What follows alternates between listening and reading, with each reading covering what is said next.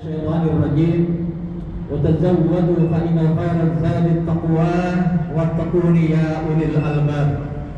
Wa qala Nabi sallallahu alaihi wasallam, "Man kana yu'minu billahi wal yawmil akhir falyasil rahimahu."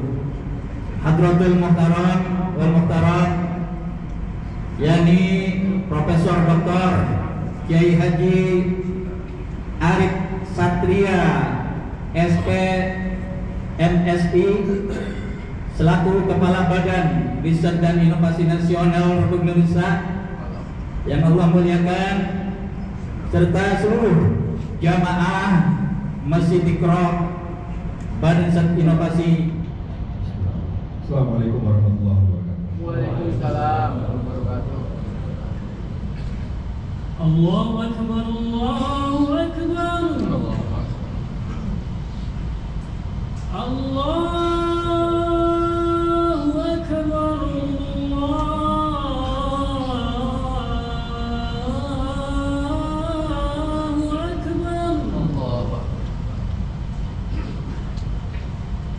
Asyhadu an la ilaha illallah.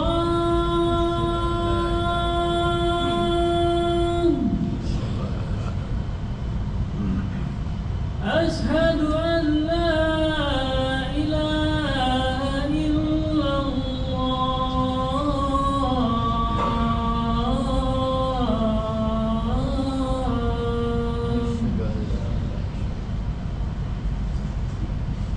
أشهد أن محمدًا رسول الله.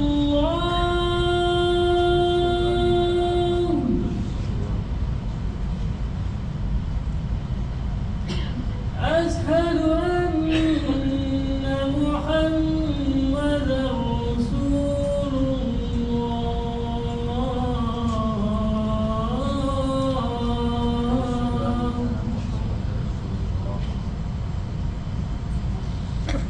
حي على الصلاة.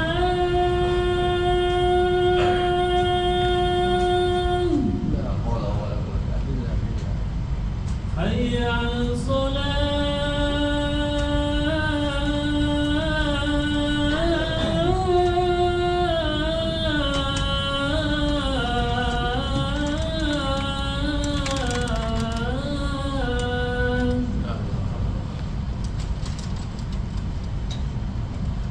حي على الفلاح.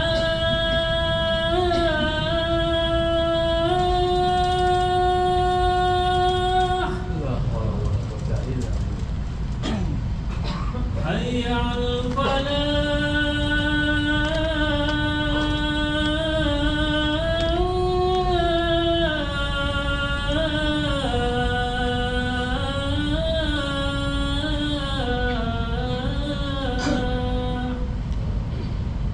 Allahu Akbar, Allahu Akbar.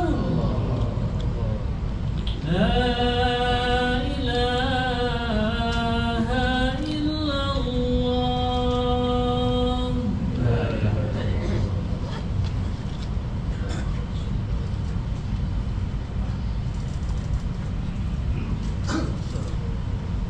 Alhamdulillahilladzi arsala rasulahu bil huda wa dinil haqq yudhhiruhu 'ala ad-dini kullihi walau karihal kafirun. Asyhadu an la ilaha illallah wa asyhadu anna Muhammadar Rasulullah khatamul anbiya'i wal mursalin. Allahumma shalli 'ala sayyidina Muhammad wa 'ala alihi wa sahbihi wa man tabi'ahum bi ihsan ila yaumiddin. Ya ayyuhalladzina amanu taqullaha haqqa tuqatih wa la tamutunna illa wa antum muslimun. Hadirin sidang Jumat yang dimuliakan Allah Subhanahu wa taala. Pada kesempatan ini khatib ingin mengajak kita bersama-sama selalu meningkatkan takwa kepada Allah Subhanahu wa taala, mempertajam kesadaran ilahiyah, mempertebal sikap berserah diri kepada Allah Subhanahu wa taala. Salawat dan salam semoga selalu kita sampaikan kepada Rasulullah SAW, serta keluarga, sahabat dan umat yang setia. Hadirin sidang Jumat yang berbahagia. Tema khutbah pada hari ini saya akan bicarakan tentang karakteristik ulul albab yang merupakan komunitas sebagian besar dari BRIN. Ketika Allah menurunkan ayat surat Al-Imran ayat 191, inna fi ma fis samawati wal ardi la ilaha illa huwa ayatul albab, ayat 191 ini, apa itu ulul albab? Adalah alladzina yadhkuruna Allaha qiyaman wa qu'udan wa 'ala junubihim wa yatafakkaruna fi khalqis samawati wal ardi rabbana ma khalaqta hadza batila subhanaka wa qina adzabannar. Ulul albab adalah orang-orang yang mengingat Allah sambil berdiri dan duduk atau dalam keadaan berbaring, dan mereka memikirkan tentang penciptaan langit dan bumi seraya berkata, ya Tuhan kami, tidaklah Engkau menciptakan semua ini sia-sia. Maha suci Engkau, lindungilah kami dari azab neraka. Dari dua ayat tersebut, maka terdapat dua komponen penting dalam sosok ulul albab. Yang pertama adalah zikir, yang kedua adalah fikir. Yang pertama terkait dengan soal zikir. Zikir itu memiliki sejumlah makna penting. Mengapa seorang ulul albab harus memiliki kemampuan dan kemauan untuk terus berzikir? Yang pertama adalah zikir ini bentuk pengakuan akan kekuasaan Allah SWT, dan dengan memahami kekuasaan Allah yang unlimited ini, maka kita sebagai saintis, sebagai periset dituntut untuk rendah hati, dituntut untuk tidak sombong. Dan ini adalah fondasi yang sangat penting dalam memperteguh posisi kita sebagai seorang periset. Sikap rendah hati, tidak sombong, karena pengakuan kita akan kekuasaan Allah adalah modal yang sangat penting bagi kita untuk terus menjadi seorang pembelajar, orang yang tidak pernah puas terhadap apa yang kita dapatkan dari sisi pengetahuan. Oleh karena itu, tugas periset adalah mengeksplor, karena alam ini memberikan banyak tanda-tanda yang harus kita pelajari. Yang kedua adalah bahwa zikir, mekanisme internalisasi nilai-nilai kemuliaan yang akan menjadi sumber etik dalam berilmu. Jadi zikir adalah menjadi sebuah panduan bagi kita agar kita dalam mencari ilmu, dalam memanfaatkan ilmu itu sejalan dengan nilai-nilai kemuliaan yang saat ini selalu diajarkan kepada kita. Yang ketiga, zikir adalah mekanisme untuk mengasah nurani. Pada diri manusia ada yang disebut dengan nurani, ada yang disebut dengan zulmani. Nurani itu adalah cahaya hati yang akan memandu kita kepada nilai dan kebenaran. Sementara zulmani adalah kegelapan hati yang akan mengarahkan kita kepada keburukan. Oleh karena itu, zikir yang kita perbanyak setiap hari adalah satu mekanisme untuk mempertajam nurani kita, sehingga kita semakin tahu mana yang baik dan tidak baik, mana yang benar tidak benar, karena dipandu bukan semata-mata oleh akal sehat, tapi dipandu oleh nurani yang ada dalam jiwa kita. Yang keempat adalah zikir merupakan navigator ketenangan batin, karena barang siapa mengingat Allah, ala bidzikrillah tatma'innul qulub. Barang siapa yang mengingat Allah, maka akan tenanglah batinnya. Ini adalah bagian dari kita untuk terus berpikir positif terhadap keputusan-keputusan yang Allah berikan kepada kita, karena keputusan-keputusan itu harus kita yakini selalu membawa kemanfaatan, membawa lebih baik kita di masa depan. Karena kita tahu fa'inna ma'usri yusra, setelah ada kesulitan pasti ada kemudahan. Zikir mengasah kita tentang ketenangan batin ini. Jadi di samping tadi sudah menjadi upaya kita untuk mempertajam nurani, sehingga riset ilmu yang kita manfaatkan selalu untuk kemaslahatan. Yang kedua, ketenangan batin menjadi sesuatu yang harus kita miliki. Karena melakukan riset, melakukan berbagai kegiatan akademik, kegiatan duniawi lainnya, maka ketenangan menjadi sumber segalanya. Dalam suasana yang lebih tenang, maka kreativitas kita akan semakin tinggi. Dalam suasana lebih tenang, maka kita akan bisa menghasilkan rencana-rencana yang lebih bisa kita wujudkan. Yang kelima adalah bahwa zikir akan membuahkan keyakinan bahwa yang Allah ciptakan itu tidak ada yang sia-sia. Jadi ayat tentang ulul albab dalam surat Ali Imran tadi 191, asbabun nuzulnya adalah pada saat Nabi ditantang oleh suku Quraisy. Karena suku Quraisy menyampaikan pertanyaan bahwa umat Nabi Isa bisa menyembuhkan penyakit kusta. Bahwa Nabi Musa dengan tongkatnya bisa membelah laut. Maka apa yang bisa kau lakukan ya Muhammad? Itulah tantangan suku Quraisy pada waktu itu. Dan tantangannya adalah, apakah kau Nabi Muhammad bisa menyulap bukit Safa Marwah menjadi gunung emas? Itulah tantangan kepada Rasulullah SAW yang kemudian dijawab oleh Allah dengan turunnya ayat Ali Imran ayat 190-191. Jadi setiap ayat memiliki asbab nuzul. Dengan asbab nuzullah kita tahu bahwa mengapa ayat itu diturunkan, dan ayat tentang ulul albab diturunkan dalam konteks bahwa bukit Safa dan Marwah itu pun punya manfaat. Bukit yang dilihat sebagai bukit yang tandus, bukit yang panas, namun sebenarnya sains dituntut membuktikan bahwa tidak ada ciptaan Allah yang sia-sia.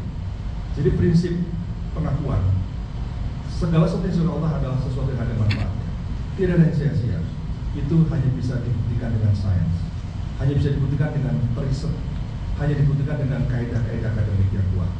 Dan disinilah bahwa sebenarnya kaitan antara posisi periset sebagai orang yang selalu berzikir itu ada hubungannya dengan posisi periset yang selalu berpikir. Jadi zikir dan pikir itu dua hal yang harus terus menyatu.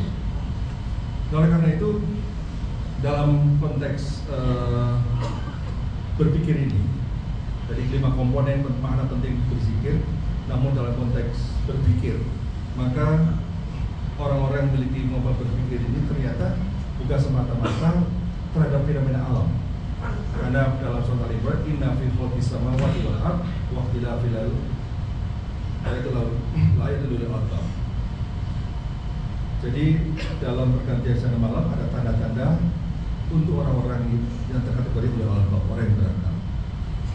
Nah, kalau kita lihat bahwa seolah-olah hanya fenomena alam yang harus dicermati oleh ulul albab, namun banyak ayat yang menyatakan bahwa sebenarnya tidak hanya fenomena alam. Dalam surat Yusuf 111, laqad kana fi qasasihim ibratun li ulil albab.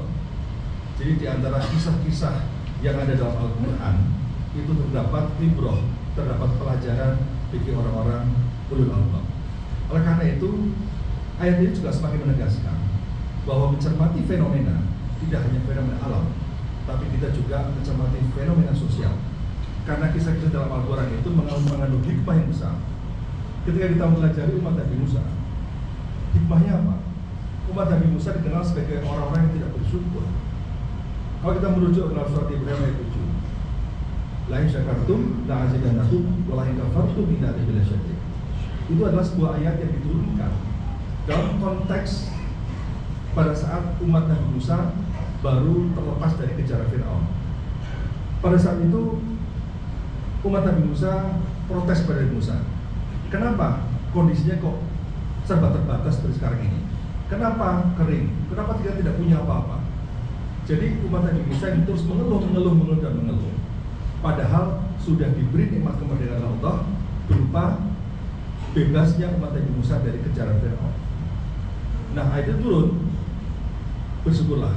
Kalau kamu tidak bersyukur, maka kalau bersyukur akan ditambah nikmatnya. Kalau bersyukur berarti mendaya gunakan nikmat yang Allah berikan kepada kita, maka kita akan belajar sesuatu yang sesuatu itu akan memberikan manfaat untuk kita, selalu bertambah. Qawmiyaskur, fa'inamiyaskur nafsi.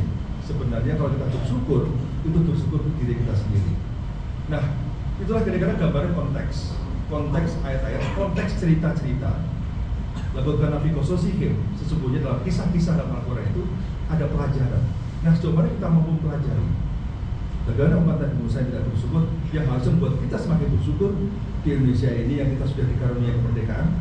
Kita harus belajar bagaimana kisah keluarga Luqman, bagaimana kita melihat kisah-kisah tadi suku Quraisy yang bertanya dan menantang Rasulullah dan sebagainya. Jadi pelajaran dalam Al-Quran adalah fenomena-fenomena sosial masa lalu yang bisa menjadi pelajaran buat kita. Termasuk bagaimana Nabi Nuh. Nabi Nuh itu adalah dikenal sebagai ulul azmi. Kenapa? Karena sekian ratus tahun berjuang berdakwah tanpa kenal lelah. Itu menunjukkan Nabi Nuh memiliki grit yang kuat. Grit itu apa? kegigihan diri oleh passion. Jadi pelajaran-pelajaran dari kisah-kisah Rasul, bahwa Rasul pada zaman saat itu hidup tidak ada yang penuh dengan kenikmatan semata, tapi hidup dengan ujian. Jadi ujian-ujian yang diberikan pada Rasulullah adalah ujian-ujian yang sangat berat, yang kita pun saat ini belum tentu untuk bisa menghadapi ujian tersebut.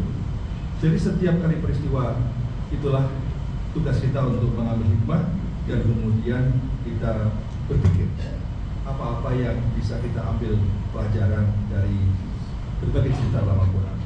Oleh karena itu kekuatan pikir inilah yang juga menjadi kekuatan menghasilkan teknologi, inovasi, pengetahuan yang kemudian menjadi salah satu sumber tumbuhnya peradaban. Ketika peradaban Islam berkembang pada abad 8 sampai 13 di era dinasti Abbasiyah, maka kekuatan peradaban yang muncul itu adalah kekuatan dari sains dan teknologi. Itu kekuatan besar, di samping kekuatan value yang juga harus kita perhatikan.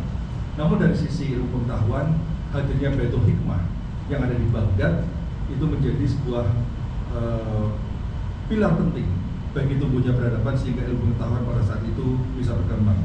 Ada Al-Khawarizmi, yang ahli Al-Jabar, ada Ibn Rus, ada Al-Razi, ada Ibn Sina, dan banyak ilmuwan-ilmuwan yang juga semuanya itu lahir pada masa itu. Namun kita juga harus tahu mengapa tidak hanya sekedar Baitul Hikmah yang ada di Baghdad yang memunculkan penyilmuan, tapi juga cara pandang dan pola pikir para ilmuwan pada waktu itu yang bersifat open mind. Karena salah satu pintu tumbuhnya ilmu pengetahuan di era Abbasiyah adalah karena kemauan dari para ilmuwan pada waktu itu untuk membaca karya-karya Yunani kuno. Jadi ini adalah bentuk open mind, bahwa kebenaran yang berbasis untuk ilmu pengetahuan bisa dari mana saja. Kemauan untuk belajar dari karya-karya Yunani kuno yang kemudian itu menjadi etos bagi para ilmuwan pada waktu itu untuk terus mengembangkan sains dan teknologi. Yang terakhir, dalam kekuatan pikir inilah, maka para periset kita harapkan juga mampu menginternalisasi sifat Allah, yaitu Al-Badi. Al-Badi dengan Al-Khaliq itu memiliki makna yang mirip. Al-Khaliq Maha Pencipta, Al-Badi juga Maha Pencipta.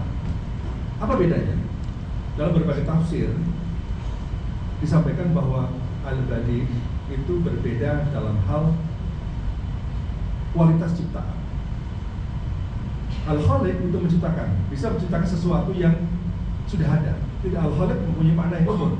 Al-Badi memiliki makna yang spesifik, yaitu ciptaan sesuatu yang belum pernah ada. Oleh karena itu, ini sikap-sikap kita sebagai inventor, researcher yang berusaha untuk menghasilkan sesuatu yang baru, maka sebenarnya itulah cara kita untuk menginternalisasi sifat-sifat Allah, khususnya Al-Badi, dalam kehidupan kita, dalam kerja kita, dan kita dituntut sifat Al-Badi itu melekat pada diri kita semua. Sehingga yang muncul adalah kemampuan kita untuk berimajinasi, kemampuan kita untuk berinovasi sesuatu yang belum pernah ada. Karena kekuatan bangsa akan sangat ditentukan oleh kekuatan inovasi. Kekuatan bangsa adalah kemampuan kita menghasilkan sesuatu yang baru.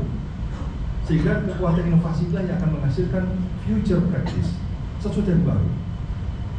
Mentalitas pada future practice ini adalah mentalitas yang akan buat kita menjadi leader. Kalau mentalitas kita adalah mentalitas best practice, adalah mentalitas yang membuat kita menjadi follower. Ini adalah soal pilihan. Apakah kita akan memilih menjadi follower, ataukah kita akan memilih menjadi leader? Menjadi leader berarti kita harus fokus pada future practice, pada kemampuan kita berinovasi. Maka best practice akan menjadikan kita menjadi follower semata. Boleh best practice, bukan tidak boleh. Akan tetapi bagaimana kita dengan best practice itu bisa menciptakan sesuatu yang bisa melampaui apa yang sudah dihasilkan selama ini. Karena apa? Karena sekali lagi, inovasi pilar kemajuan ekonomi. Karena Global Score Innovation Index itu berkorelasi positif dengan GDP per kapita per tahun. Semakin tinggi skor inovasi indeks sebuah negara, biasanya menggambarkan semakin tinggi GDP per kapita per tahun. Semakin tinggi Talent Competitiveness Index, juga semakin tinggi GDP per kapita per tahun. Sehingga kekuatan kita adalah kekuatan pada human capital dan kekuatan pada inovasi. Dari sinilah, hadirin sekalian, BRIN memiliki makna penting. Makna penting untuk terus memperkuat talent-talent unggul di bidang inovasi, riset. Pada saat yang sama kita juga memiliki karya-karya inovasi inovasi yang bisa membawa kepada kemaslahatan dan kemajuan.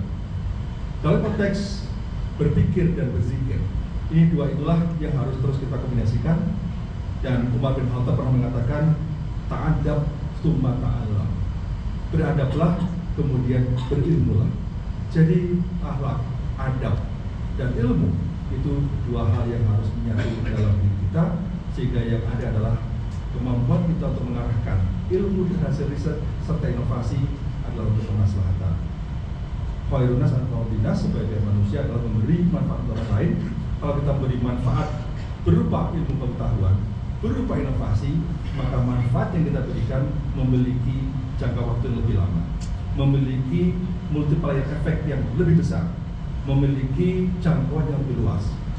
Nah, dengan kualitas kita yang relatif lebih tinggi dari sisi akademik dibandingkan sebagian besar masyarakat kita, maka kita dituntut untuk menghasilkan manfaat-manfaat yang lebih besar, yang lebih sustainable dan dirasakan oleh semakin banyak orang. Dan itulah hakikat kita sebagai khairun nas. Semoga kita semua jemaah salat Jumat adalah orang-orang yang terbaik, khairun nas anfa'uhum linnas. Barakallahu li wa lakum fil Qur'anil Karim wa nafa'ani wa iyyakum bima fihi minal ayati wa dzikril hakim. Aqulu ma tasma'un wastaghfirullahal azim li wa lakum min kulli dhanbin fastaghfiruhu innahu huwal ghafurur rahim.